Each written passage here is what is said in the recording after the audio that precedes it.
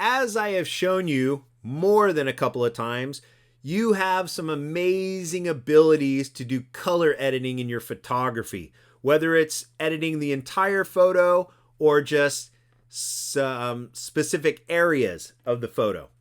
So to prove that one more time, I'm going to go to File and Open, and in my Chapter 8, I'm going to go to 8.6, and I have this picture of a fallen statue of David.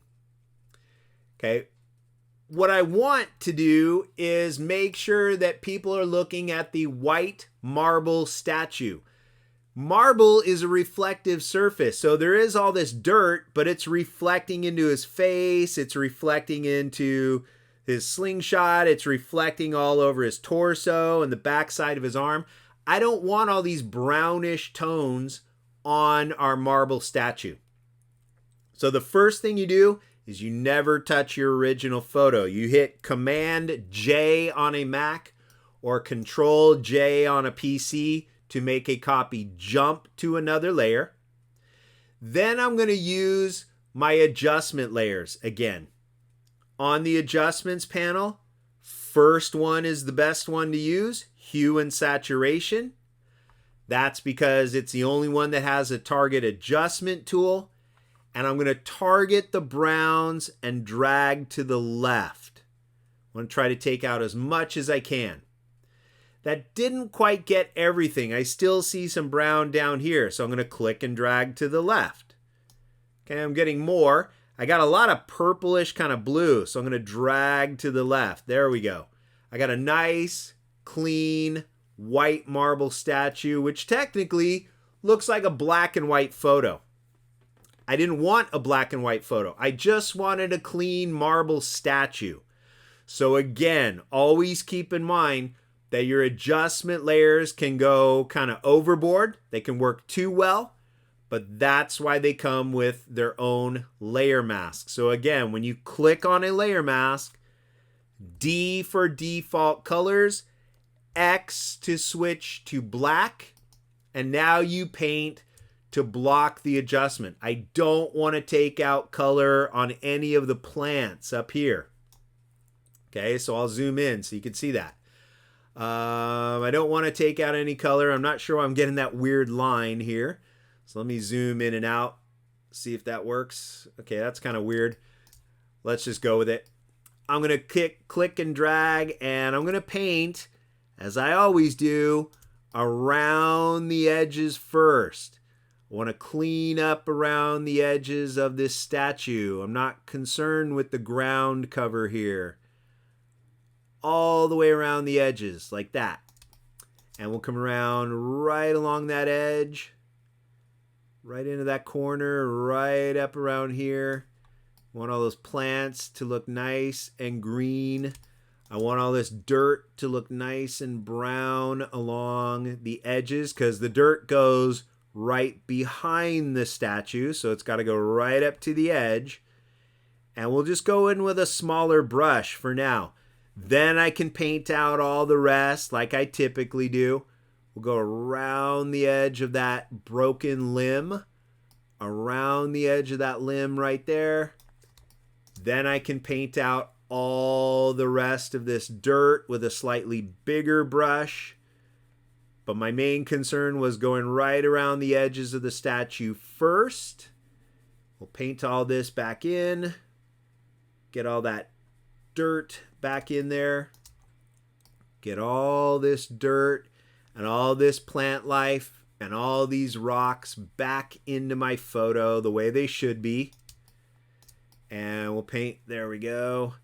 I think my computer was just slowing down on me earlier. Now I'm not getting that weird line that I had before.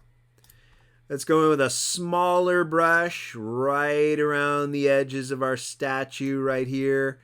Right around the edges of these plants. Back underneath the head right there. And we'll pull out any other colors around the edge of the statue. Okay, that's weird. Now I'm getting those weird lines again. Those are bizarre.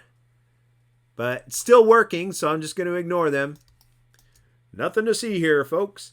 If I paint too much like that and I start to see that brown again, X for white, and I put the adjustment layer back on right there.